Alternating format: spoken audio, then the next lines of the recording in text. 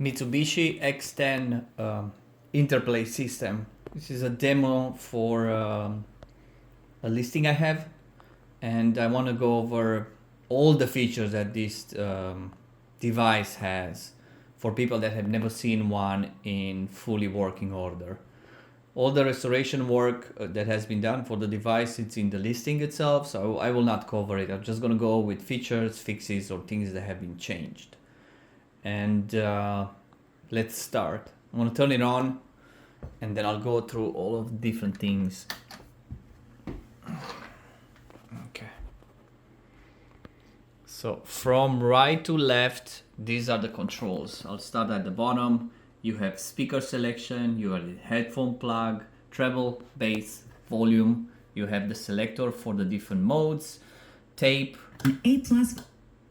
Phono, Don't need to be afraid of the IRS tuner. any longer. Then after that, you have your microphone input, you have your mixing. Mixing, for people that don't know, you connect the microphone to the port and then you choose how much of the microphone volume gets added to the tape when it's recording. Further down, you have the Dolby selection, in and out, and then you have the cassette tape selector. And then you also have your recording level, tape recording level, which is left and right, so you can actually adjust each channel individually. These are the controllers for the cassette tape mechanism. Further up, you have your FM section. You have your tuning knob up here. You have your frequency meter. You have 6 presets for your tuner section. The presets themselves are set using a small flathead screwdriver. Let me flip this right here, 1 through 6. And I already set them for the demo. And let me just go quickly and switch to tape and then give it a little bit of volume. % online process tuner. and trusted generic alternatives to the And you have one, if you pay attention at the frequency meter. generic for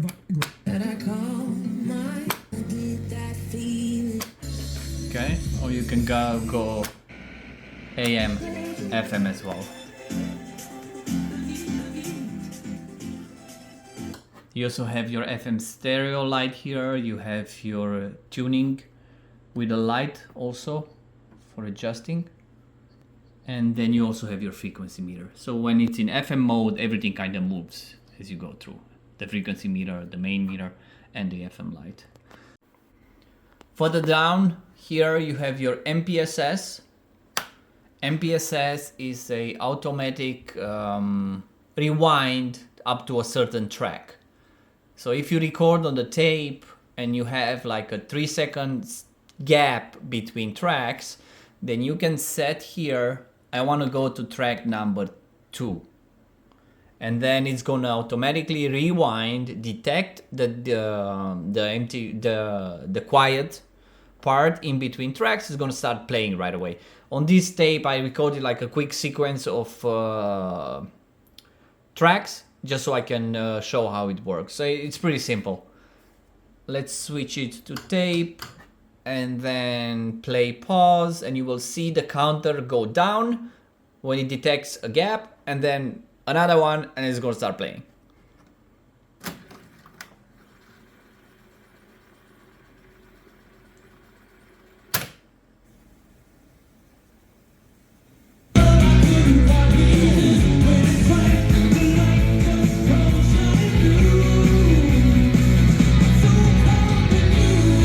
So obviously this function also this feature also works. A couple more things I want to show. Well, these are your peak view meters. They show how much signal goes into your recording. Every single source on the Interplay system can be recorded to tape.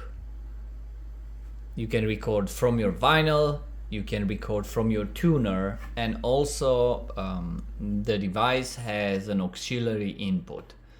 The auxiliary input, you can connect a Bluetooth receiver to it, and in the back it has a switch that would actually disconnect the tuner section and replace it with the auxiliary input.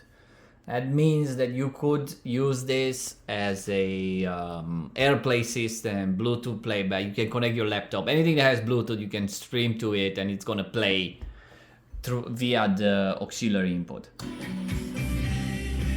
The only caveat is that you lose your tuner section. For other models of the Interplay system, like the X-12 that I have, it has a fourth selector here, so you can actually choose your auxiliary input separately from the tuner section. But this one, they kind of bundle it in. I think this is an earlier model, and it wasn't that big of a feature back then. And now to demo the vertical turntable functions.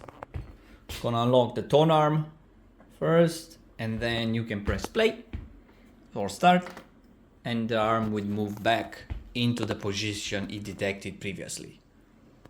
And it's gonna start playing. This is a 45 RPM, so I'm gonna switch it here, give it a little bit of volume.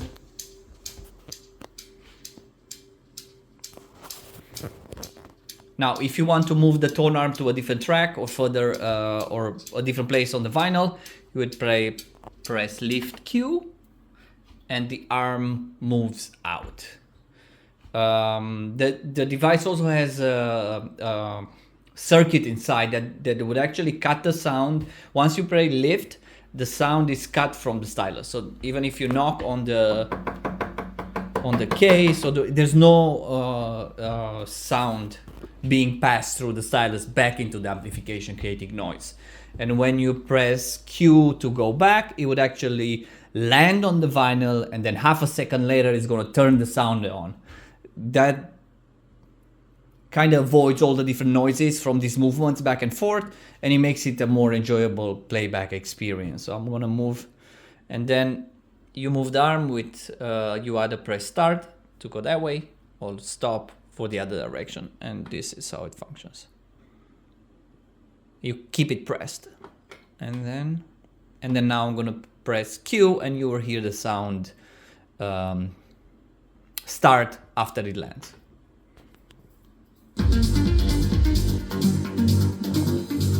This is something designed for your senses and nothing else. Okay. Performance is happening exactly where you are. When you press repeat, I'm gonna try to demo this one as well. Okay, let's go and set it to the end. Okay, kind of there. Okay, let's see.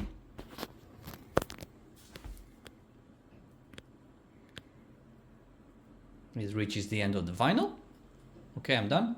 Detects when it finishes, goes back and starts from the beginning.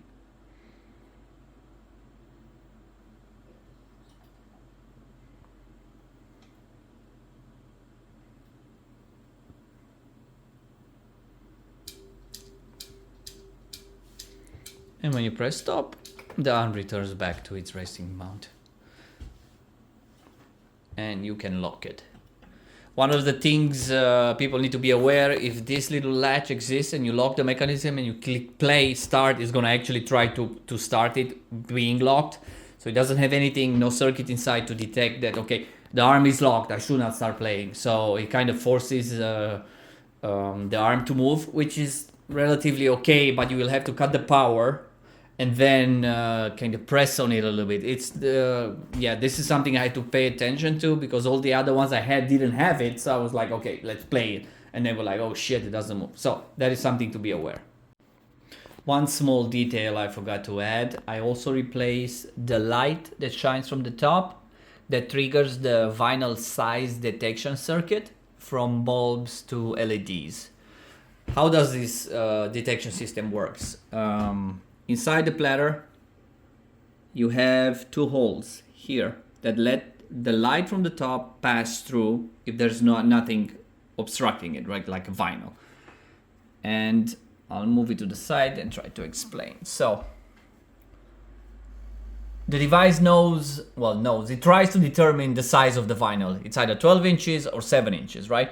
So if it's a 12-inch vinyl, that means both of these holes are closed, so then it knows it's a big vinyl, because that's how it functions. If it's a smaller one, then it would only close this one, and then it would know that a smaller vinyl. So once it detects the size, then it knows where to start the track, the first track, right? So it would either start it here or it would start it there based on the detection. So I think that's really cool, and it functions really well.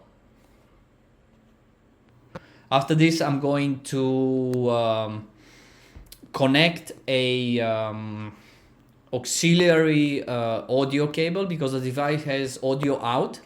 So I'm going to output the audio from the turntable sections into my external sound card, which is I'm going to record my laptop, and I'm going to play this vinyl beginning to end, and I'm going to overlay the sound that comes out from the audio output, and also the one that the phone will detect as it plays.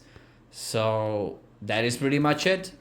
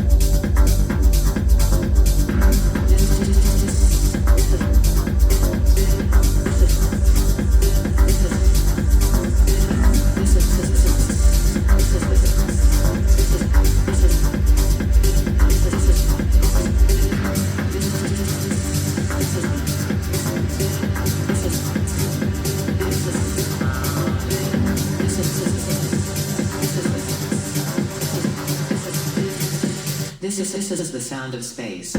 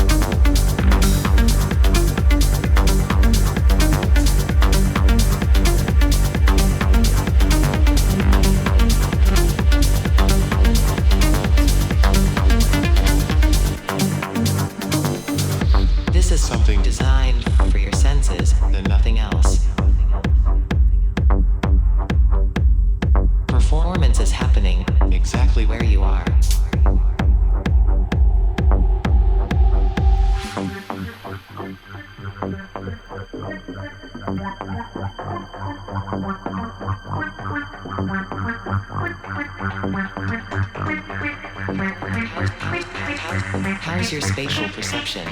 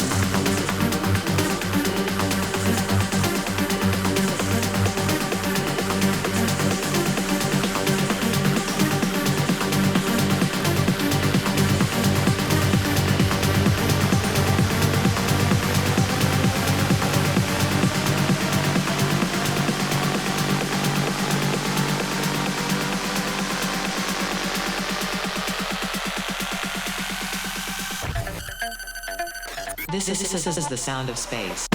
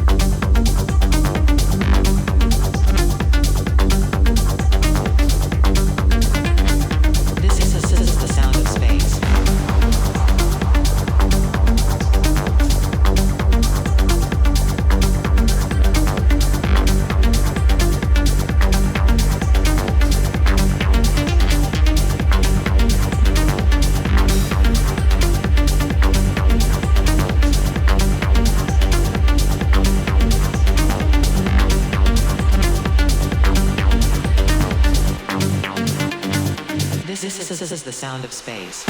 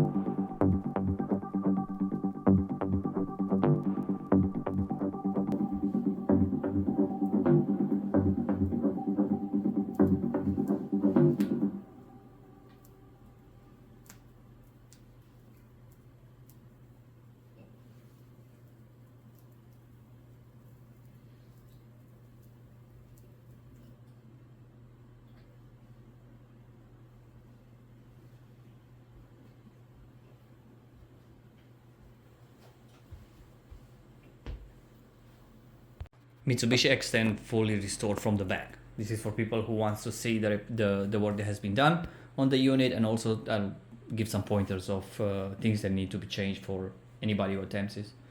This is a medium to high difficulty device to work on, not because of the complexity, but because of everything is kind of wired together and everything has to be disassembled. And mostly the biggest challenge by far is the tone arm.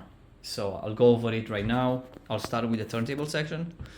Originally, the device has 3 light bulbs here tracking the movement of the arm across the vinyl surface. And then it has another one in the back inside the tone arm that tracks the tone arm left direction. That will just kind of to get it center. So as it moves to the groove, it just kind of pulls it backwards, right? There's another item that has been upgraded with LEDs. This is a vinyl detection light. What it does is shine a light on the platter, and that light hits a sensor behind this, 2 actually. And based on which one gets triggered, the device knows it's either a 12 or a 7-inch vinyl. So first thing that need to be replaced on all of these units are these 3 tracking bulbs. The one in the tone arm, This one usually doesn't need to be. I did it because it looks prettier and it's LED, so less power draw. After that, once you disassemble down here, this is the main motherboard for the tape section, and right here is the power supply and power amplified unit. You take a look, you will see that every single capacitor has been upgraded to Nichicon audio grade, and the decoupling caps are Nichicon power supply capacitors. Whatever I could, I upgraded it from like 50 volts to 100 volts. So all of these are really beefy right now. You will see another one right there. Most of the units that I work on like these have come to me from eBay and other places with missing screws, missing plates. Most of them have this particular plate missing. I don't know why people don't put it back. All the screws underneath are gone. So this is actually one of the best units I ever worked on. Right here in the corner is where you set the RPM for the vinyl. So, and I have a probe that tracks the rotation of this particular platter or whatever you call wheel, and that's how I set it perfectly every time. Gonna go a little bit more into details. Right back here, there's the tuner section. Tuner section plugs right here in the back, and if I remember correctly, somewhere around here as well. Okay, so that's the X-10 from the back.